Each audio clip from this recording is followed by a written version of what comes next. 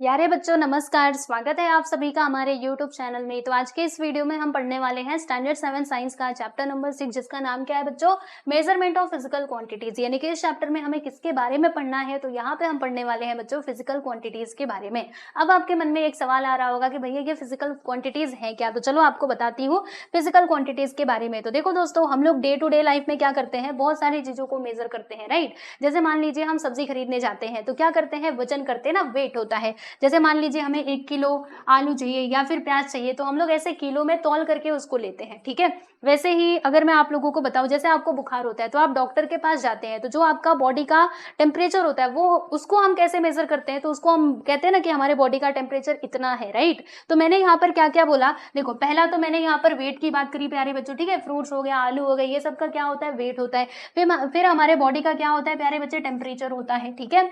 फिर वैसे ही कुछ गैसेस होते हैं या फिर लिक्विड्स होते हैं जिनको हम लोग क्या बोलते हैं, जैसे मान लीजिए ये दूध ही हो गया, ठीक है। इसको हम लोग लीटर में मेजर करते हैं, बराबर। पानी को भी किस में मेजर किया जाता है बच्चों, लीटर में मेजर किया जाता है, ठीक है। यानी कि वॉल्यूम की यहाँ पर बात की जा रही है, ठीक है। तो ये जो सारे मैंने आपको नाम बताए, टेम्परेचर हो गया, वेट हो गया, वॉल्यूम हो गया, राइट, ये सब क्या होते हैं, ये सब हमारी फिजिकल क्वांटिटीज होती हैं। देखो यहाँ पे बताया जा रहा है, अगर मैं आप लोग को बताऊं अंडरलाइन करके, तो ये देखो, इसको आप अंडरलाइन करना कि क्वांटिटीज सच एज मास हो गया, वेट हो गया, distance, speed, temperature, volume, these all are physical quantities, ठीक है। ये सब क्या है प्यारे बच्चों, फिजिकल क्वांटिटीज है, ठीक है। फिजिकल क्वांटिटीज आपको समझ में आ गया। अब देखो, जो फिजिकल क्वांटिटीज होती हैं, इनको जब हम रिप्रेजेंट कर रहे होते हैं तो हमें दो चीजों की आवश्यकता होती है। एक तो होता है हमारा वैल्यू और दूसरा होता है प्यारे बच्चे यूनिट। अगर हमारे पास बस वैल्यू है, यूनिट नहीं है, तो फिर हम अच्छे से फिजिकल क्वांटिटी को रिप्रेजेंट नहीं कर पाएंगे। यानी फिजिकल क्वांटिटी अगर बताना है, उसका मैग्नीट्यूड आपको बताना है, तो आपको जरूरत है किसका, एक तो यूनिट, दूसरा हमें उसका वैल्यू भी चाहिए होगा। जैसे एग्जांपल के लिए आपको बताती हूँ, हम गए दुकान पे, ठीक है, तो हम मार्केट से खरीद करके लाए, मान लीजिए चावल, ठीक है। तो हम 1 किलो चावल लेकर के आए, तो आप आए घर पे, तो अभी आपकी मम्मी ने पूछा, बताओ बेटा कितना चावल लाए हो। तो अगर आप बस ये कहोगे कि मम्मी मैं तो 1 चावल लाया, ठीक है, क्या कहोगे, मैं तो 1 चावल लाया, तो क्या कुछ समझ में आएगा आपकी मम्मी को, नहीं समझ में आएगा। या फिर बस आप ऐसे कहोगे कि मैं तो किलो चावल लाया, बस ये किलोग्राम आपने बोल दिया, तो भी समझ नहीं आएगा। आपको क्या करना पड़ेगा, अच्छे से एक्सप्लेन करना पड़ेगा कि मम्मी मैं तो 1 किलो चावल लेकर के आया, कितना, 1 किलो, ठीक है। तो हमें दो चीजों की जरूरत पड़ी, एक तो ये एक, दूसरा किलो, है ना। तो ये एक क्या है प्यारे बच्चे, ये हमारा वैल्यू है और ये केजी क्या है, यूनिट है। बात समझ में आ रही है। यानी देखो, हमें वैल्यू की भी जरूरत है और यूनिट की भी जरूरत है। इन दोनों में से अगर एक भी नहीं रहेगा तो फिर हम प्रॉपरली फिजिकल क्वांटिटी को व्यक्त नहीं कर पाएंगे, उसको रिप्रेजेंट नहीं कर पाएंगे। तो हमें दो चीजों की आवश्यकता तो होती ही है। तो ये वाली लाइन को अंडरलाइन करना, देखो पेंसिल लेकर के प्लीज बैठो, जो भी अंडरलाइन करने वाली चीजें रहेंगी मैं आपको अंडरलाइन करवा दूंगी और उसे आपको पढ़ना है। देखो, a value and unit are used to express the magnitude of a physical quantity, ठीक है। देखो फॉर एग्जाम्पल, यहाँ पे एग्जाम्पल देखो, अच्छा इसको देख लेना कि वैल्यू एंड, हमें किसकी किसकी जरूरत पड़ती है भाई, वैल्यू एंड यूनिट की जरूरत पड़ती है to express the magnitude of a physical quantity. जैसे एग्जाम्पल देखो, Swarali walks 2 kilometres every day, यानी जो स्वराली है वो 2 किलोमीटर क्या होता है, रोज चलती है, ठीक है। देखो इसमें हमें दो चीजों की जरूरत पड़ी, एक तो हमें उसका वैल्यू चाहिए, दूसरा हमें यूनिट चाहिए। बस हम 2 कहते हैं, किलोमीटर्स नहीं कहते हैं तो भी नहीं चलेगा, ठीक है। हमें क्या करना पड़ेगा, दोनों एक साथ लेना पड़ेगा। तो इस एग्जांपल में 2 क्या है प्यारे बच्चे, 2 हमारा वैल्यू है। ये जो 2 आप देख रहे हैं ना, इसे हम कहेंगे this is our value and ये जो किलोमीटर्स है, what is this, this is units, ठीक है। ये है आपका यूनिट, ठीक है, क्लियर हुआ। चलिए, तो यहाँ से आपने ये दोनों पॉइंट्स नोट कर लिए कि फिजिकल क्वांटिटी किसको कहा जाता है and how to represent the physical magnitude of a physical quantities, वो हमने यहाँ पर डिस्कस कर लिया, ठीक है। चलिए, अब उसके बाद बच्चों हम लोग यहाँ पे बहुत ही इंपॉर्टेंट बात करने वाले हैं, जो कि सच्ची में इंपॉर्टेंट है। देखो यहाँ पे क्वांटिटी की हम बात कर रहे हैं प्यारे बच्चे, एक तो हमारा हो जाएगा स्केलर क्वांटिटी, ठीक है, एंड दूसरा हो जाएगा प्यारे बच्चे वेक्टर क्वांटिटी, ठीक है, वेक्टर क्वांटिटी, ठीक। चलो इसको समझते हैं। अभी जो हमने क्वांटिटी की बात करी ना, उसमें हम लोग 2 कैटेगरीज करते हैं। एक तो होता है बच्चों आपका स्केलर क्वांटिटी और दूसरा होता है वेक्टर क्वांटिटी, ठीक है। अब दोनों में क्या डिफरेंस है वो आपको समझना पड़ेगा। देखो मान लीजिए अगर हमें बात करना है बस ये स्केलर क्वांटिटी का, तो स्केलर क्वांटिटी में ना हमें डायरेक्शन की आवश्यकता नहीं होती है। यहाँ पर हमें डायरेक्शन नहीं चाहिए होगा, ठीक है बच्चों, इसमें हमें डायरेक्शन की नीड नहीं होती है, जबकि वेक्टर क्वांटिटी में हमको डायरेक्शन की नीड होती है। यानी इसमें हमें डायरेक्शन का यूज करना ही पड़ेगा, विदाउट डायरेक्शन हम इस चीज को बता ही नहीं सकते। और जो हमारी स्केलर क्वांटिटीज होती है उसमें डायरेक्शन की कोई आवश्यकता नहीं है, बस आप ऐसे ही बता दो, हो जाएगा आपका काम। जैसे मैं आपको बताऊं एग्जाम्पल की मदद से, जब तक एग्जाम्पल नहीं देखोगे तब तक आपको समझ कहाँ आएगा। तो देखो आपको बताती हूँ, जैसे स्केलर क्वांटिटी के एग्जांपल्स क्या हो सकते हैं। मान लीजिए कि मुझे क्या करना है, ये बोर्ड का ना लंबाई बताना है, यानी कि बच्चों क्या बताना है, इसका लेंथ बताना है। तो मैं क्या बता दूंगी, मैं बोल दूंगी ना कि ये जो मेरा बोर्ड है ये मान लीजिए 200 मीटर का है या फिर 100 मीटर का है, तो मैं सीधा सीधा यहाँ पे 200 मीटर या फिर 100 मीटर ऐसे लिख करके बता दूंगी। मुझे इसमें डायरेक्शन ऐड करने की कोई जरूरत थोड़ी ना है, ठीक है। तो लेंथ अगर मैं बता रही हूँ तो मुझे इसमें डायरेक्शन की आवश्यकता नहीं है, यानी कि ये हमारा स्केलर क्वांटिटी हो जाएगा। वैसे ही अगर हमें ब्रेथ बताना है इस बोर्ड का, अगर मुझे ब्रेथ बताना है तो भी मुझे नहीं जरूरत है डायरेक्शन की। अगर हमें किसी फिगर का एरिया बताना है प्यारे बच्चे, तो भी तो हमको जरूरत नहीं पड़ेगी डायरेक्शन की। यानी विदाउट डायरेक्शन हम क्या कर सकते हैं, इन सबको एक्सप्रेस कर सकते हैं, ये सारी क्वांटिटीज को बता सकते हैं, राइट। तो ये सब किस में आ जाएंगे बच्चों, स्केलर क्वांटिटी के अंदर आ जाएंगे, ठीक है। अब आपको बताती हूँ दोस्तों वेक्टर क्वांटिटी के बारे में। तो वेक्टर क्वांटिटी में क्या होता है कि डायरेक्शन इसमें इंक्लूडेड होता है, ठीक है। फॉर एग्जाम्पल, इसके एग्जाम्पल्स अगर मैं आप लोगों को बताऊं तो इसका एग्जाम्पल ये हो सकता है बच्चों,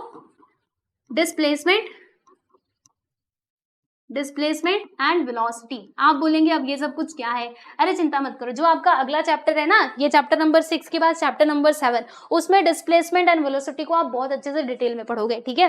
तो ये जो डिस्प्लेसमेंट होता है ना प्यारे बच्चों, फिर भी मैं आपको बता देती हूँ, अगर यहाँ पर ये कॉन्सेप्ट आया है तो सीख लो, है ना, दोबारा पढ़ लोगे तब थोड़े ना आपका कुछ बिगड़ जाएगा। जैसे मान लो यहाँ पर पॉइंट ए है और यहाँ पर क्या है प्यारे बच्चे, पॉइंट ई है, ठीक है। हमें क्या करना है, पॉइंट ए से ई तक जाना है, राइट। तो यहाँ से ऐसे करके रास्ता बना हुआ है, ऐसे कुछ रास्ता बना हुआ है। तो मैंने क्या किया, मैं सबसे पहले यहाँ से यहाँ पर गई, फिर यहाँ से यहाँ पर। मान लेते हैं कि ये 10 मीटर का डिस्टेंस है, ये 10 मीटर का, और ये हमारा 5 मीटर का डिस्टेंस है। और यहाँ से लेकर के यहाँ तक का डिस्टेंस कितना है प्यारे बच्चों, तो यहाँ से लेकर के यहाँ तक का डिस्टेंस मान लेते हैं 10 मीटर का है, ठीक है। और फिर उसके बाद एक और मैं शॉर्ट वाला डिस्टेंस यहाँ पर आपको बताती हूँ, शॉर्टेस्ट डिस्टेंस। देखो यहाँ से लेकर के यहाँ तक का डायरेक्ट अब सेवा रहेगा, ठीक है। देखो पहले मुझे जाना था कहाँ पर, मेरे घर से स्कूल तक जाना था, तो मैं यहाँ से यहाँ तक गई, यानी कि 10, अगर मैं आपसे पूछूं यहाँ पे डिस्टेंस, ठीक है, अगर मैं यहाँ पे आपसे डिस्टेंस पूछूं कि बताओ मैंने कितना डिस्टेंस ट्रैवल किया, तो आप यहाँ पर देखोगे यहाँ से यहाँ तक गए 10 मीटर, यहाँ से यहाँ पर गए 10 मीटर, फिर यहाँ से 5, 10, 10, 20, 5, 25, 25, 10 कितना हो जाएगा बच्चों, तो 35 हो जाएगा, यानी कि 35 मीटर का यहाँ पर डिस्टेंस है, राइट। अब इसी में अगर मैं आपसे डिस्प्लेसमेंट पूछती हूँ, डिस्प्लेसमेंट, तो डिस्प्लेसमेंट क्या होगा दोस्तों, देखो डिस्प्लेसमेंट क्या होता है ना, शॉर्टेस्ट पाथ होता है 2 पॉइंट्स के बीच का, ठीक है। और इसमें हम डायरेक्शन को कंसीडर करते हैं, डायरेक्शन देखते हैं, क्योंकि इसमें शॉर्टेस्ट पाथ की बात की जा रही है, जो एकदम छोटा वाला रास्ता है हम उसकी बात करते हैं, ठीक है। तो इसमें छोटा वाला रास्ता कौन सा है, देखो यहाँ से लेकर के यहाँ तक हमने डायरेक्ट इस पॉइंट को जोड़ दिया, ठीक है, ये डायरेक्ट पॉइंट को जोड़ दिया। और मान लेते हैं कि इन दोनों के बीच का जो टोटल डिस्टेंस है ना, वो है ना प्यारे बच्चों कितना, 30 मीटर का, राइट। तो इसमें डिस्प्लेसमेंट क्या कहलाएगा, तो वो हमारा 30 मीटर क्या हो जाएगा बच्चे, डिस्प्लेसमेंट। हम यहाँ से लेकर के यहाँ तक क्या हुए, डिस्प्लेस हुए ना, पहले यहाँ पर थे फिर हम डायरेक्टली इधर पहुंच गए, राइट।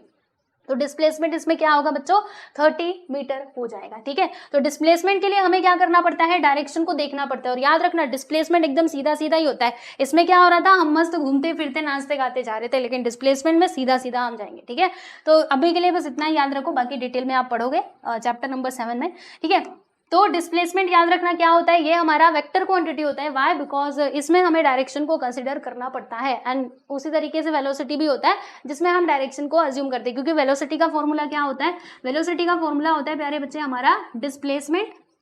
देखो वेलोसिटी का फॉर्मूला ये होता है, डिस्प्लेसमेंट अपॉन टाइम, ठीक है, डिस्प्लेसमेंट अपॉन टाइम। अब देख लो ध्यान से, अगर वेलोसिटी में डिस्प्लेसमेंट आ रहा है जो कि वेक्टर क्वांटिटी है, तो वेलोसिटी भी क्या होगा, वेक्टर क्वांटिटी ही होगा, राइट। तो ये दोनों चीजें आप ध्यान में रखिएगा, ओके।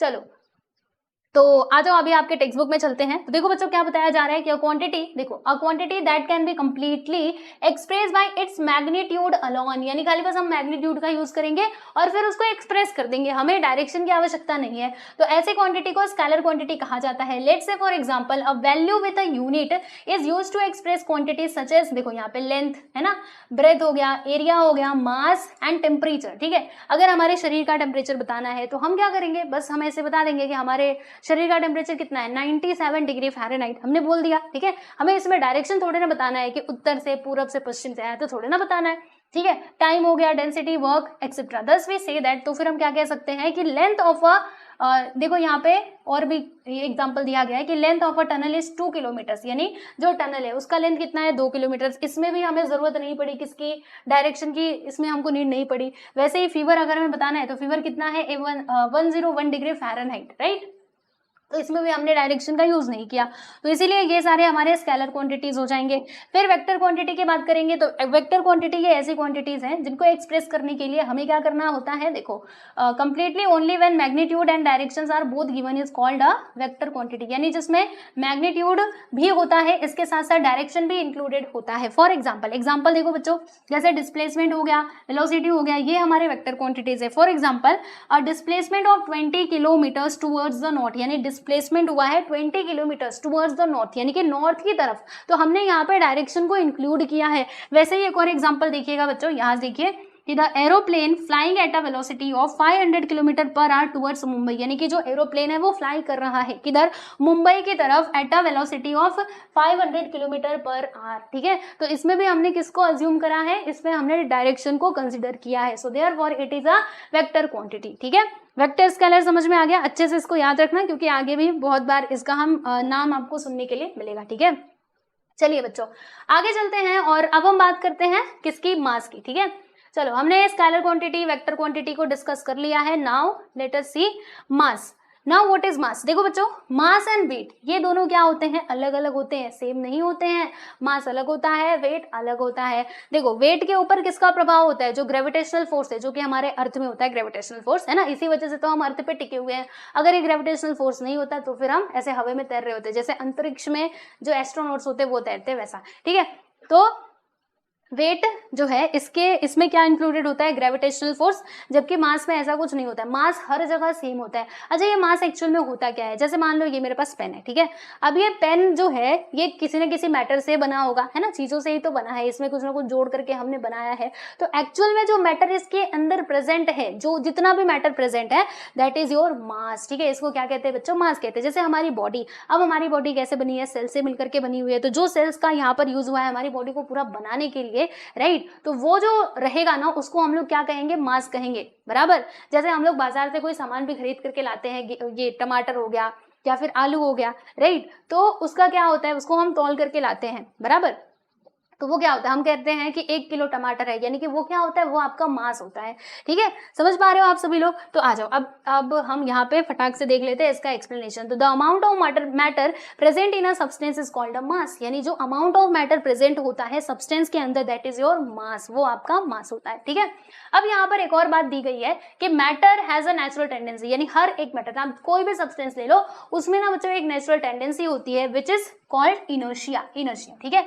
इनर्शिया का मतलब क्या हुआ, जैसे मैं यहाँ पर, मेरी बात छोड़ो, क्या लिया जाए, चलिए हम ना कुछ और एग्जांपल लेते हैं। मान लेते हैं मेरे पास कुछ है क्या लेने लायक, चलो मेरे पास ना ये बुक है, मैं ये बुक ले लेती हूँ, ठीक है बच्चों, ये मैंने बुक यहाँ पर ले लिया, आप देख सकते हो, राइट।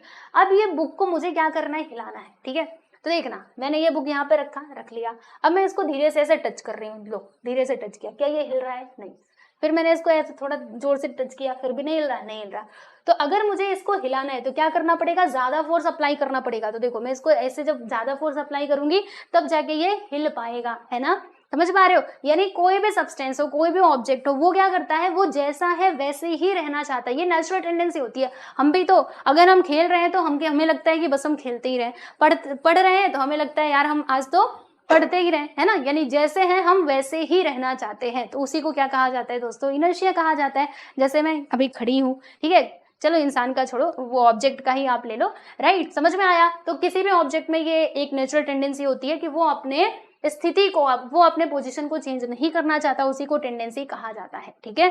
आगे देखो यहाँ पे एक और इंपॉर्टेंट पॉइंट है कि the larger the mass the greater is the inertia, यानी अगर मास ज्यादा रहेगा तो इनर्शिया भी ज्यादा रहेगा। जैसे ये पेन की अगर मैं बात करूं तो इसको अगर मुझे हिलाना है तो क्या करना पड़ेगा, थोड़ा सा ही फोर्स लगाऊंगी तो काम हो जाएगा। लो मैंने थोड़ा सा फोर्स लगा दिया, काम हो गया। लेकिन अगर मैं ये बुक की बात करूं तो इसका जो मास है वो थोड़ा ज्यादा है, कंपेरेटिवली तो ज्यादा ही है, तो मुझे इसके ऊपर ज्यादा फोर्स लगाना पड़ेगा। यानी अगर ज्यादा मास रहेगा तो ज्यादा इनर्शिया होगा, और मास कम रहेगा तो कम इनर्शिया होगा। ठीक है, तो वही बात यहाँ पे बताई जा रही थी। तो मास क्या है प्यारे बच्चों?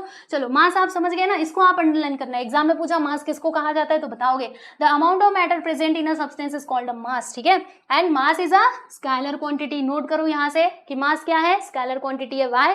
बिकॉज अच्छा, आप चावल खरीद रहे हो, 1 किलो चावल, क्या इसमें डायरेक्शन बताओगे? नहीं। 1 किलो गेहूं खरीदा, बताओगे? नहीं। या फिर चीनी खरीद लिया आपने, और कुछ सामान खरीद लिया, हमारा वजन नहीं, तो इसमें थोड़े ना हम डायरेक्शन बताते हैं। तो ये सब कुछ में हमें डायरेक्शन की आवश्यकता होती नहीं है, यानी कि ये क्या कहलाएगा, ये हमारा स्केलर क्वांटिटी कहलाएगा। तो मास क्या होता है प्यारे बच्चे? स्केलर क्वांटिटी होता है। एंड वन मोर पॉइंट आप यहाँ पे ऐड कीजिएगा कि it does not change from place to place anywhere in the world. यानी आप वर्ल्ड में कहीं पर भी चले जाओ, इवन आप पृथ्वी को छोड़ करके बाहर भी निकल जाओगे तो भी मास सेम ही रहता है, हर जगह वो सेम रहता है। चंदा मामा पे भी वही रहेगा एंड अर्थ पे वही रहेगा। आप दूसरे किसी ग्रह पे चले जाओ तो भी मास सेम ही रहेगा, क्योंकि मास क्या है, the amount of matter present in the substance. ठीक है, तो वो थोड़े ना बदलेगा। हम यहाँ पर हैं, ठीक है, पृथ्वी पर है, अगर हम कहीं और चले गए, वर्ल्ड के किसी और कोने में चले गए, तो क्या हमारा मास बदल जाएगा? अरे वही हमारा हड्डी जो भी है वही रहेगा, है ना, चेंज थोड़े ना होगा। तो इसीलिए मास हर जगह सेम होता है, it is same everywhere, from place to place, anywhere in the world. ठीक है, क्लियर? चलिए, तो ग्राम एंड किलोग्राम क्या है बच्चे? ये है यूनिट्स ऑफ मास। ठीक है, एंड अब मैं आपको बताती हूँ, ये तो आपने समझ लिया। तो देखो यहाँ से क्या क्या अंडरलाइन करना है, देख लो, अंडरलाइन कर लो। और ये मैंने क्या बताया था, इनर्शिया भी अगर आपसे पूछता है तो बता सकते हो कि हर एक सब्सटेंस का एक नेचुरल टेंडेंसी होता है which is inertia. And example आप दे करके बता सकते हो, mass is a scalar quantity, it does not change from place to place anywhere in the world, and the quantities mass and weight are however different. ये तो अलग अलग होते हैं, इसको मत अंडरलाइन करो। यहाँ से देखो, gram and kilogram are the units of mass. ठीक है, चलिए बच्चों आगे चलते हैं। अब हम बात करते हैं प्यारे बच्चे वेट की। तो वेट क्या होता है? देखो वेट में क्या होता है ना कि इस पे ना ग्रेविटेशनल फोर्स काम करता है, राइट? जैसे what we measure in grams kilograms is mass and not weight. यानी जो भी हम मेजर करते हैं ग्राम में और किलोग्राम में, जैसे मैंने आपको अभी एग्जांपल लेकर के बताया, तो वो सब क्या होते हैं, वो सब हमारे एक्चुअल में मास होते हैं। हम कहते हैं ना वेट है वेट, लेकिन बच्चों वो वेट होता ही नहीं है, वो तो मास होता है। अभी तक हम गलत बोल रहे थे क्या? हाँ बिल्कुल गलत ही बोल रहे थे, समझ लो। ठीक है, क्योंकि वो क्या होता है, वो तो मास होता है, राइट? वो वेट थोड़े ना होता है। देखो आपके टेक्स्ट बुक में लिखा हुआ है द ग्रेविटेशनल फोर्स, अब यहाँ से अंडरलाइन करना कि the gravitational force that acts on this mass is called its weight. यानी इस मास के ऊपर जो ग्रेविटेशनल फोर्स कार्य कर रहा होता है उसको हम कहते हैं बच्चों वेट, समझे? और ग्रेविटेशनल फोर्स क्या होता है? तो ग्रेविटेशनल फोर्स वो फोर्स होता है जिसकी वजह से हम पृथ्वी पर टिके हुए हैं। तो gravitational force by which the earth attracts an object towards the centre is called the weight of the object. समझ में आया? Right, therefore weight is a vector quantity, क्योंकि इसमें डायरेक्शन को तो हमें कंसिडर करना ही पड़ेगा, क्योंकि पृथ्वी किधर खींचने की कोशिश करेगी, नीचे। कोई भी ऑब्जेक्ट रहेगा उसको नीचे की तरफ खींचने की कोशिश करेगी, यानी कि वर्टिकली ही तो जाएगा। ठीक है, मतलब इसमें डायरेक्शन मैटर करता है, इसीलिए ये बच्चों आपका वेक्टर क्वांटिटी हो जाएगा। And it is different at different places on the earth, यानी कि अलग अलग जगह पे अलग अलग होता है, राइट? कौन? वेट। ठीक है, तो वेट और मास दोनों के बीच का डिफरेंस आपने समझ लिया। आई होप आपको समझ में आ गया होगा प्यारे बच्चों। चलिए अब हम चलते हैं आगे, और आगे कुछ और बातें समझते हैं। आगे चले, आ जाओ। अब मैं आप लोगों को बताती हूँ स्टैंडर्डाइज मेजरमेंट के बारे में। देखो ऊपर आपको क्या क्या ध्यान में रखना है, फिजिकल क्वांटिटी एंड उसको how to represent the physical quantities, है ना, फिर mass and weight, scalar quantity, vector quantity. तो ये कितने पॉइंट्स थे? 6 पॉइंट्स थे, वो हम क्लियर कर चुके हैं। अब हम बात करते हैं प्यारे बच्चे स्टैंडर्डाइज मेजरमेंट की। तो स्टैंडर्डाइज मेजरमेंट में बताने के पहले ना कुछ एक्टिविटीज आप लोगों को बताने वाली हूँ, सुनिएगा ध्यान से। देखो आपको क्या करना है, पहली एक्टिविटी में क्या कहा जा रहा है कि आप ले लो बॉल ऑफ अ स्ट्रिंग, मतलब जो धागा होता है ना उसका एक गोला ले लो, एंड फिर उसके बाद एक एक स्टूडेंट से आप कहो कि वो अपना 4 हाथ नाप करके, जो वही रस्सी होती है पतली वाली, वो आप ले लो। ठीक है, ऐसा एक्टिविटी आपके जाओ तो आप कर सकते हो अपने स्कूल में दोस्तों के साथ, राइट? तो वो रस्सी लेकर के क्या करना है, 4 हाथ, है ना, 4 हैंड्स पेन, मतलब 4 हाथ आपको मेजर करना है और मेजर करके काट देना है। हर एक स्टूडेंट से आप ऐसा करने के लिए कहो, ठीक है? फिर जो सारे रस्सी उन्होंने काटे रहेंगे उनको आप मेजर करो, क्या आपको सब कुछ एक समान दिखाई देगा? क्या सब इक्वल दिखाई देगा? तो आंसर होगा नो, सबके सब इक्वल नहीं होंगे, क्योंकि देखो क्लास में हर तरीके के बच्चे होते हैं, कोई छोटा होता है कोई बड़ा होता है। तो जो बड़ा रहेगा उसके हाथ की लंबाई ज्यादा होगी, जो छोटा रहेगा उसके हाथ की लंबाई कम रहेगी, है ना? तो सबका क्या आएगा बच्चे, अलग अलग आएगा, समझे कि नहीं? चलो ये एक्टिविटी तो आपने समझ ली।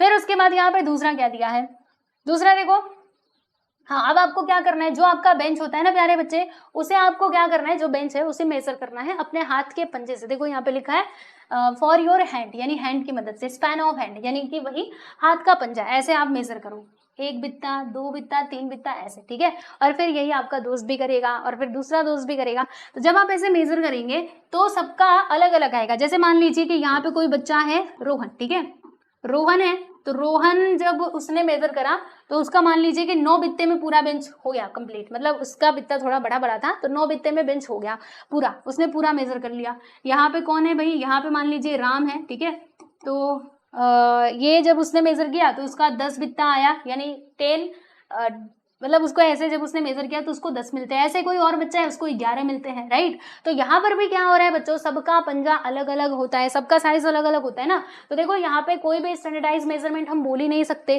क्योंकि हम पूछेंगे रोहन से कि बताओ तुम्हारा बेंच कितना बड़ा है, तो ये कहेगा 9 बित्ते का है। राम से पूछेंगे तो कहेगा 10 बित्ते का है। किसी और बच्चे से पूछेंगे तो कहेगा 11, कोई बच्चा कहेगा 8, है ना। सबका अलग अलग आंसर हमें देखने के लिए मिलेगा। तो ये हमारा स्टैंडर्ड मेजरमेंट तो हो ही नहीं सकता, है ना। चलिए आगे चलते हैं। तो देखो बच्चों आपको बताऊं अगर मैं, तो अगर हम ऐसे मेजर करेंगे कि हम ना हाथ से, जैसे हम मान लीजिए बाजार में गए कपड़ा खरीदने के लिए, अब कपड़े खरीदने वाले ने, मान लो अभी जो हम लोग मीटर सेंटीमीटर वगैरह ये सब कुछ भी डेवलप नहीं हुआ है, बस ऐसे ही दुकान खुली हुई है कपड़े की, हम गए कपड़ा लेने के लिए। तो अब कपड़े वाले ने शर्त क्या रखी है कि 4 हाथ कपड़ा लोगे तो आपको कितने में मिलेगा, मान लेते हैं कि 50 रुपए का मिलेगा, ठीक है। तो हम गए दुकान पे सामान लेने के लिए, कपड़ा लेने के लिए, तो हमने अपने 4 हाथ मेजर किए और फिर हमने कपड़ा जो है वो ले लिया, ठीक है। तो हमें क्या होगा, जैसे अभी कोई छोटा बच्चा रहेगा, मान लो कोई बहुत लंबा व्यक्ति है ना, उसने होशियारी दिखाई, वो गया खरीदने के लिए, तो जब वो अपने हाथ से नापेगा उस कपड़े को तब ज्यादा कपड़ा क्या करना पड़ेगा, देना पड़ेगा, राइट। यानी दुकानदार तो बेचारा घाटे में चला जाएगा। अगर कोई छोटा इंसान जाएगा जिसके हाथ छोटे छोटे रहेंगे तब तो उसको कपड़ा कम देना पड़ेगा, और अगर कोई लंबा इंसान जाएगा जिसके हाथ लंबे लंबे रहेंगे तो फिर उसको ज्यादा कपड़ा देना पड़ेगा। तो ऐसे में तो हम स्टैंडर्डाइज मेजरमेंट इसको बोल ही नहीं सकते, है ना, क्योंकि हर बार क्या होगा, अलग अलग मेजरमेंट आएगा, किसी को ज्यादा कपड़ा मिल जाएगा, किसी को कम कपड़ा मिल जाएगा, है ना। इसीलिए एक स्टैंडर्ड सेट करना बहुत जरूरी है, ठीक है। एक स्टैंडर्ड सेट होना जरूरी है कि नहीं, है ना, आपको लगता है कि नहीं, बोलो यस और नो। क्योंकि अगर हम ऐसे मापेंगे तो भाई घाटे में चले जाएंगे, या तो कभी ग्राहक घाटे में चला जाएगा या फिर जो शॉपकीपर है दुकानदार वो घाटे में चला जाएगा। तो ऐसे तो बात नहीं बनने वाली। यानी एक स्टैंडर्ड मेजरमेंट तो होना ही चाहिए कि 1 मीटर मतलब इतना, ठीक है। एक हम मान लो 1 मीटर मतलब इतना, तो इसी से मेजर करके हम क्या करेंगे, सबको कपड़े देंगे, तभी तो सबका कोई भी घाटे में नहीं जाएगा, सब लोग नॉर्मल ही रहेंगे, बैलेंस ही रहेंगे, राइट। तो इसीलिए स्टैंडर्डाइज मेजरमेंट होना बहुत जरूरी है। तो इसीलिए तो हमें इसकी जरूरत पड़ी, वरना हम क्यों बनाते मीटर सेंटीमीटर, ये जो भी हमने यूनिट्स निकाली हुई है, क्यों हम इसको बनाते, बनाने की जरूरत ही नहीं होती। सब लोग अपने हाथ से ही माप लेते, बित्ते से ही माप लेते, लेकिन इसमें क्या होता, नुकसान हो जाता, ठीक है। बात समझ में आ रही है। चलिए, तो यहाँ से आप लोगों ने क्या समझा बच्चों, हाँ ये समझा कि एक स्टैंडर्डाइज मेजरमेंट होना बहुत जरूरी है, अगर नहीं रहेगा तो फिर नुकसान होगा, ठीक है। तो वो एक्टिविटी देने का यही पर्पस था कि आप इंपॉर्टेंस समझो, जो मेजरमेंट होता है ना बच्चों उसकी इंपॉर्टेंस समझो, इसीलिए वो बताया जा रहा था, ठीक है। अब चलो यहाँ से एक और बात आप नोटिस कीजिएगा, सुनिए ध्यान से देखो आपको बताती हूँ कि वैसे तो फिजिकल क्वांटिटीज बहुत सारी हैं, है ना, ऊपर भी हमने देखा था, लेकिन कुछ फिजिकल क्वांटिटीज ऐसी हैं जिनकी मदद से, मतलब जो क्या होते हैं, आपस में रिलेटेड होते हैं। फॉर एग्जाम्पल आप समझिएगा, स्पीड का फॉर्मूला क्या होता है, do you know formula of speed? Formula of speed is distance upon time, ठीक है। तो अब प्यारे बच्चों ध्यान से सुनो, अगर हमारे पास डिस्टेंस का यूनिट हो और टाइम का यूनिट हो तो क्या हम स्पीड का यूनिट बता सकते हैं? जी हाँ, बिल्कुल बता सकते हैं, क्योंकि ये तीनों क्या है, इंटर रिलेटेड ही तो हैं। स्पीड किसके ऊपर डिपेंड कर रहा है, इसके डिस्टेंस और टाइम के ऊपर डिपेंड कर रहा है, राइट। तो अगर हमें इन दोनों का यूनिट्स पता चल जाए तो हमें स्पीड मिल सकता है, राइट। रिलेटेड ही तो है फिजिकल क्वांटिटी, ये तीनों की तीनों फिजिकल क्वांटिटी है, बट ये रिलेटेड है, स्पीड रिलेटेड है इन दोनों से। तो डिस्टेंस का जो यूनिट है वो होता है मीटर, टाइम का क्या होता है बच्चे, सेकेंड। तो इसका मीटर और सेकेंड, तो मीटर अपॉन सेकेंड, यानी कि स्पीड का जो यूनिट है वो क्या हो जाएगा बच्चे, मीटर पर सेकेंड हो जाएगा, ठीक है। यानी यहाँ से हम आपको क्या बताना चाहते हैं, मतलब ये बुक आपको क्या बताना चाहता है, यही बताना चाहता है कि ऐसे तो बहुत सारी फिजिकल क्वांटिटीज होती हैं, बट कुछ क्वांटिटीज, मेजॉरिटी ऑफ क्वांटिटीज क्या होती हैं बच्चों, आपस में रिलेटेड होती है। यहाँ पे हमने एग्जांपल भी देख लिया, ठीक है। तो इससे आपने क्या समझा, इससे हमने ये समझा कि अगर मान लो हम ये स्पीड ले लेते हैं, नहीं स्पीड नहीं, मैंने क्या कहा, डिस्टेंस और टाइम ले लेते हैं, और इन दोनों का एक हम पैमाना सेट कर देते हैं, एक स्टैंडर्ड मेजरमेंट हम इसका सेट कर देते हैं कि हाँ मीटर मतलब इतना होगा, टाइम यानी इतना होगा। फिर हमारे पास वो दोनों चीजें रहेंगी तो हम एक्यूरेटली जो स्पीड है वो फाइंड आउट कर पाएंगे। अलग से स्पीड का यूनिट या फिर स्पीड का स्टैंडर्ड कोई मेजर हमें निकालने की जरूरत नहीं है ना, दो चीजें रहेंगी तो भी हमारा काम हो जाएगा, राइट।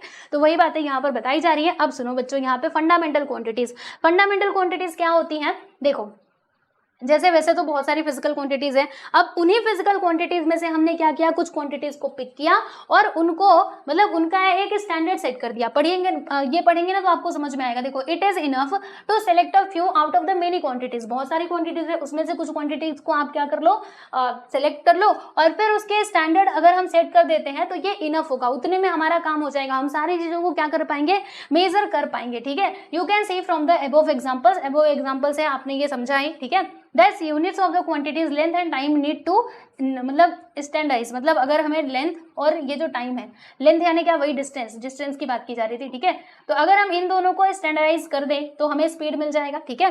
तो ऐसी जो क्वांटिटीज होती है बच्चों, इनको क्या कहा जाता है, फंडामेंटल क्वांटिटीज कहा जाता है। जैसे डिस्टेंस और टाइम, ठीक है, ये क्या हो गए, लेंथ और टाइम हमारे क्या हो गए बच्चों, फंडामेंटल क्वांटिटीज हो गए, ठीक है। और जो उनकी यूनिट्स होती है इनको कहा जाता है स्टैंडर्ड यूनिट्स, राइट, याद रखोगे, fundamental quantities and standard units. Of course a standard fundamental unit must be available to all and it must not be variable, यानी जो फंडामेंटल यूनिट्स है अब वो क्या होना चाहिए, वो सबके लिए सेम होना चाहिए, ऐसे थोड़े ना अलग अलग। जैसे लेंथ हम मेजर कर रहे हैं तो कहीं पे 1 मीटर का मतलब दूसरा होता है और कहीं और पे किसी और देश में 1 मीटर यानी दूसरा होता है, तब तो ऐसे भी गड़बड़ हो जाएगी। इसीलिए एक स्टैंडर्ड सेट होना बहुत जरूरी है और वो सबके लिए सेम रहेगा, अलग अलग नहीं रहेगा, ठीक है। क्लियर हुआ। जैसे अगर मैं आप लोगों को बताऊं तो यहाँ पे देखो, standard of the fundamental quantities, ठीक है, स्टैंडर्ड बताया जा रहा है फंडामेंटल क्वांटिटीज का। जैसे इसमें किसकी बात की जा रही है, अगर हम देखें तो इसमें बात की जा रही है प्यारे बच्चों किसकी, as a standard of mass, ठीक है, मास की बात की जा रही है, बराबर। तो एक है सॉलिड सिलेंडर, एक सॉलिड सिलेंडर है किसका, प्लेटिनम इरिडियम का, राइट। और इसको कहाँ रखा गया है, international bureau of weights and measurement at Paris, Paris में रखा गया है वहां पर, ठीक है। और as per the international agreement, यानी सब लोगों ने एग्रीमेंट इसके ऊपर दी है, क्या कहा गया है कि this mass is called a 1 kilogram, यानी ये जो मास है जो वहां पे इरिडियम ये रखा हुआ है एलॉय, उसको हम क्या कहेंगे, उसको हम कहेंगे 1 किलोग्राम, ठीक है। समझ में आ रहा है मतलब वही क्या होगा, वही एक पैमाना सेट कर दिया गया है, स्टैंडर्ड, ठीक है, सेट कर दिया गया है कि ये है हमारा 1 किलोग्राम और उसी के बेसिस पे हम क्या करते हैं, मेजरमेंट आज करते हैं, ठीक है। अब उसकी जो प्रोटोटाइप मतलब उसका जो सैंपल है उसको हम अलग अलग जो भी लेबोरेटरीज हैं वहां पे उनको भेज दिया जाता है ताकि वहां पे भी क्या हो सके, एक्यूरेटली मेजरमेंट हो सके, ठीक है। क्लियर हुआ। तो यहाँ से आपने समझा ना ये फंडामेंटल क्वांटिटी का इंपॉर्टेंस। चलो एक और बात बताती हूँ, जैसे अभी हम बात कर लेते हैं बच्चों 1 मीटर की, ठीक है। मीटर अगर मेजर करना है तो उसका भी कुछ स्टैंडर्ड सेट किया गया है क्या, जी हाँ बिल्कुल सेट किया गया है बच्चों। देखो, 2 fine lines are engraved on a platinum iridium bar kept in the International bureau of weights and measurement at Paris, यानी यहाँ पे रखा गया है ये International bureau of weights and Measurement Paris, क्या रखा गया है, प्लेटिनम इरिडियम का एक बार, मतलब ऐसा लंबे टाइप का रखा गया है, ठीक है, जिसके ऊपर 2 लाइंस हमने क्या करी हुई है, खींची हुई है, ठीक है। तो वो जो लाइन हमने खींची हुई है ना प्यारे बच्चों, वो किसको बताता है, वो मीटर को बताता है, इट एक्सप्लेन्स मीटर, ठीक है, वो मीटर को बताता है। और फिर उसी का जो प्रोटोटाइप है मतलब उसी का जो मॉडल है वो अलग अलग लेबोरेटरीज और जो इंस्टीट्यूशन है वहां पे भेज दिया जाता है और उसके हिसाब से मेजरमेंट किया जाता है, ठीक है। समझ पा रहे हो कि नहीं आप सभी लोग, है ना। चलिए, इंटरनेशनल सिस्टम ऑफ यूनिट्स, तो प्यारे बच्चे इसको आप एक बार पढ़ लीजिए, सुन लीजिए। इंटरनेशनल सिस्टम ऑफ यूनिट्स क्या होता है, तो an international system of units based on 7 fundamental units, यानी कि ये किसके ऊपर बेस्ड होता है बच्चों, 7 फंडामेंटल यूनिट्स के ऊपर बेस्ड होता है, जिसको क्या कहा जाता है, सिस्टम इंटरनेशनल, यानी कि SI, ठीक है। And it is currently used all over the world, it is also called the matric system, इसी को मैट्रिक सिस्टम भी कहा जाता है। तो इसको अंडरलाइन करना, एग्जाम में पूछा जाएगा ये मैट्रिक सिस्टम किसको कहा जाता है, तो आप बता दोगे SI सिस्टम को ही मैट्रिक सिस्टम कहा जाता है, ठीक है। चलिए आगे चले। हाँ, ये देख लो बच्चों, ये भी इंपॉर्टेंट है, देख लीजिए, क्वांटिटी और name of the unit and symbol of the unit, right, जो फंडामेंटल क्वांटिटीज है। जैसे लेंथ का यूनिट क्या होता है बच्चों, metre, symbol of unit is this M, mass का किलोग्राम होता है, what is the symbol of this KG, and time का क्या होता है बच्चा सेकेंड, एंड इसका सिंबल कैसा होता है, ये एस बना दो, ठीक है, हो जाएगा क्लियर। चलिए तो यहाँ से हमने ये भी क्लियर कर लिया। अब हम चलते हैं थोड़ा और आगे, इसे आप पढ़ सकते हो फॉर योर एक्स्ट्रा नॉलेज, बाकी आगे हम बढ़ते हैं।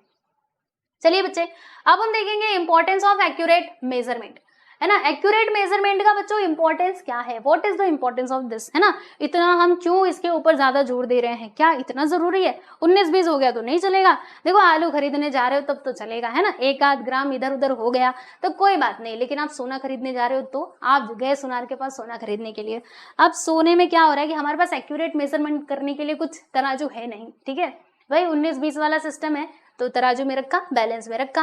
अब थोड़ा इधर उधर हो गया तो क्या होगा, या तो आपका नुकसान हो जाएगा या फिर जो सुनार बैठा है ना उसका नुकसान हो जाएगा, क्योंकि सोना 1-2 रुपए में तो मिलती नहीं है, कितनी महंगी चीज है, तो उसमें गलती होना मतलब समझ लो कि फिर नुकसान ही होगा। वैसे ही अगर कोई कॉम्पिटिशन हो रहा है, मान लीजिए दौड़ की प्रतियोगिता हो रही है, रन वाला कॉम्पिटिशन हो रहा है, ठीक है, अब उसमें 1-2 मिनट अगर इधर उधर हम टाइम देख रहे हैं, इधर उधर हुआ तो क्या होगा, है ना, कोई जो जीतता हुआ खिलाड़ी रहेगा उसको भी हम हरा बैठेंगे, है ना। तो ये कुछ इंपॉर्टेंट चीजें होती है, कुछ इंपॉर्टेंट इवेंट्स होते हैं जहां पर हमें टाइम का बहुत अधिक ध्यान रखना पड़ता है, या फिर मेजरमेंट में भी हमें एकदम एक्यूरेट मेजरमेंट करना होता है ताकि नुकसान ना हो पाए, समझे। तो इसीलिए बहुत जरूरी है एक्यूरेट मेजरमेंट करना। ओके, तो एक्यूरेट मेजरमेंट का इंपॉर्टेंस पूछे तो आप लिख सकते हो ना, ये तो आप अपने मन से भी लिख सकते हो यार। चलो आ जाओ इधर देखते हैं कि हाउ एक्यूरेट अ मेजरमेंट, ये तो मैंने आपको सब एक्सप्लेन कर दिया, सुन लो। How accurate a measurement must be depends upon its purpose, है ना, पर्पस क्या है उसको मेजर करने का। जैसे an appropriate device has to be used for the measurement of substances that are precious of great importance. देखो जो महंगे होते हैं भाई उनका मेजरमेंट करना बहुत जरूरी है, ठीक से वो मेजरमेंट होना चाहिए, है ना। अभी हमारी टेक्नोलॉजी इतनी एडवांस हो चुकी है कि हमने डेवलप कर लिया, प्रॉपरली हम मेजर करने के लिए चीजें लेकर के आए हैं, ठीक है, जिसकी मदद से हम डिस्टेंस, मास एंड टाइम को मेजर कर सकते हैं, टेम्परेचर को भी मेजर कर सकते हैं, ठीक है, are available now. For example देखो ये सब कुछ तो आप लिख ही लोगे, है ना, अपने मन से भी लिख लोगे ना बच्चों, मतलब लिखोगे ना तो भी आपको पूरे मार्क्स मिलेंगे। जो मैं आपको एक्सप्लेन कर रही हूँ ना उसको सुनो और इसे एग्जाम में लिखना, खुद से आंसर लिखने की कोशिश करो, ठीक है। तो और इसमें आप क्या देख सकते हो, एग्जांपल देखो, for example distance and time in connection with the very important sports competition, है ना, स्पोर्ट्स कंपटीशन हो रहा है वहां पे डिस्टेंस एंड टाइम बहुत मैटर करता है, ठीक है। मास ऑफ गोल्ड, गोल्ड का मास है, बॉडी का टेम्परेचर है, आप देखो बॉडी का टेम्परेचर भी बहुत बहुत मैटर करता है, क्योंकि देखो आप जाओगे डॉक्टर के पास दवाई लेने के लिए, अगर आपका जो बुखार है वो गलत नाप दिया गया तो गलत दवाई मिलेगी, और गलत दवाई मिलेगी तो क्या होगा, हमारा ही तो नुकसान होगा। तो इसीलिए एक्यूरेट मेजरमेंट बहुत जरूरी है, ठीक है, पॉइंट वाइज आप करके लिख लेना। अब आगे चलते हैं, major causes of errors in measurement, यानी जो मेजरमेंट है उसमें मतलब जो एरर्स होते हैं उसके मुख्य कारण क्या है, उसके मुख्य कारण हम देख लेते हैं। देखो क्या क्या हो सकता है, not using the appropriate device, अगर एप्रोप्रिएट डिवाइस का यूज नहीं किया जा रहा तो फिर मेजरमेंट में गलती होने के चांसेस हैं ही, है ना। हम जो तराजू यूज कर रहे हैं वो बस ऐसे ही है, किसी ने भी बना दिया, ठीक है, कोई स्टैंडर्ड अथॉरिटी द्वारा वो प्रमाणित किया ही नहीं गया, बस हम उसका यूज कर रहे हैं, तो ऐसे में हमको क्या होगा, गलत सामान दिया जाएगा, ठीक है। And not using the device properly, device को प्रॉपरली यूज नहीं कर रहे हो, है ना, आपके पास सही डिवाइस तो है लेकिन पकड़ना चाहिए ऐसे, आप उसको ऐसे टेढ़ा करके पकड़ रहे हो तो भी वो गलत बात हो जाएगी, है ना। फिर और क्या क्या हो सकता है, और एरर्स क्या क्या हो सकते हैं, और भी एरर्स हो सकते हैं, जैसे हम जो बाट का यूज कर रहे हैं, जो बाट होता है 1 किलो का, 2 किलो का, 3 किलो का, आपने देखा होगा राइट, तो वो हम ठीक प्रकार से नहीं यूज कर रहे हैं तो उससे भी नुकसान हो सकता है, ठीक है। चलिए अब एक और बात बताती हूँ आप लोगों को, ये सब कुछ आप देख लेना, है ना, इसमें ज्यादा कुछ इंपॉर्टेंट नहीं है। आ जाओ इधर, आ जाओ इधर, अभी लास्ट में आ जाओ। देखो बच्चों एक एडवाइस आप लोगों के लिए, क्या अगर आप मार्केट में जाते हैं सामान खरीदने के लिए तो बहुत सारी चीजों का आप लोग को ध्यान रखना चाहिए कि आपका नुकसान ना हो और आपको सही सामान मिले। क्या क्या सुनो, आप क्या चेक करोगे, आप ये चेक करोगे कि does the balance carry the stamp of standardisation by the department of weights and measure, यानी आपको चेक करना है कि जो भी तराजू, जो भी बैलेंस यूज किया जा रहा है क्या उसके ऊपर स्टैंप है हमारी अथॉरिटी का, department of weight and measure का। एक ये क्या करते हैं, ये प्रमाणित करते बैलेंसेस को, ठीक है। तो क्या उनका स्टैंप लगा हुआ है? अगर नहीं लगा हुआ है तब देख लेना भाई, आपका नुकसान हो सकता है, ठीक है। Is the balance stable? क्या बैलेंस स्टेबल है, सही है कि नहीं वो, या फिर ऐसे ही पहले से ही ऐसे खड़बड़ खड़बड़ हो रहा है, ठीक है। And it is the pointer of the balance upright, मतलब जो उसका पॉइंटर है बैलेंस का, क्या वो ऊपर की तरफ है या नहीं, वो भी आप चेक कर लेना। और क्या चेक करोगे कि is the weight made of metal, यानी जो वेट का यूज किया जा रहा है, जो बाट हम लोग यूज कर रहे हैं क्या वो मेटल का बना है या फिर ऐसे ही किसका भी बना हुआ है, ये भी आप चेक करोगे, ठीक है। How is the balance held, मतलब बैलेंस को कैसे पकड़ा गया है, ये भी आप चेक करोगे। और क्या चेक करोगे कि जो हमारा तराजू का पलड़ा होता है, देखो पैन जो होता है उसका, उसके नीचे कुछ लगा तो नहीं है ना, नीचे भी चेक करो, क्योंकि क्या होता है कि नीचे कुछ चिपका देते हैं जिससे हमको सामान कम मिलता है, तो बहुत जरूरी है ये सब कुछ चेक करना, ठीक है बच्चों। ये बात आपको समझ में आ गई, चलिए अच्छी बात है। अच्छा, इसमें क्या लिखा हुआ है ये आप लोगों को बता दूं फटाफट से, चलो एक बार हम जल्दी से इसको देख लेते हैं। देखो बच्चों, क्या है कि to prevent consumers from being cheated, यानी जो ग्राहक होते हैं उनको धोखाधड़ी से बचाने के लिए, अ वेट एंड मेजर सब division functions as a part of the food urban supply and consumer protection division of the government, officers of this sub division use visited different places from time to time and as certain whether the weights and balances being used are proper or not। यानी इसमें क्या बताया जा रहा है, देखो जो officers होते हैं, गवर्नमेंट ऑफिसर्स, वो आते हैं और चेक करते हैं कि प्रॉपर बैलेंस का यूज किया जा रहा है कि नहीं, मतलब प्रॉपरली वो चेक करते हैं कि किसी कस्टमर का नुकसान ना हो, ठीक है। समझ आया, वही बात यहाँ बताई जा रही है। एंड और क्या है, it is binding by law to use standard weights and measure, यानी हमारे लॉ ने भी कहा है, कानून ने भी कहा है कि भाई स्टैंडर्ड वेट और मेजर का आप यूज करो, ठीक है। It is also a function of the weights and measure sub division to grant licences for the production, यानी वही लाइसेंस भी देते हैं, ठीक है, and sales and repairs of weights and measures, ठीक है। चलिए, तो ये हो गया। और क्या है इसमें, और कुछ भी नहीं है। देखो बच्चों, इसका जो एक्सरसाइज है इसका आंसर आपको मिल जाएगा प्लेलिस्ट में, तो आप जाकर के देख लेना, ठीक है। बाकी आज के लिए बस इतना ही रहने देते हैं, ये चैप्टर तो यहाँ पर कंप्लीट हो गया। अब हम मिलेंगे नेक्स्ट वीडियो में, जिसमें हम पढ़ेंगे हमारा अगला चैप्टर, यानी कि चैप्टर नंबर 7। और भी चैप्टर्स आपके कंप्लीटेड हैं, तो प्लेलिस्ट में जाकर के आप सारे वीडियोस को देख सकते हैं, ठीक है। तो आज के लिए बस इतना ही, मिलेंगे नेक्स्ट वीडियो में, बाय एवरीवन।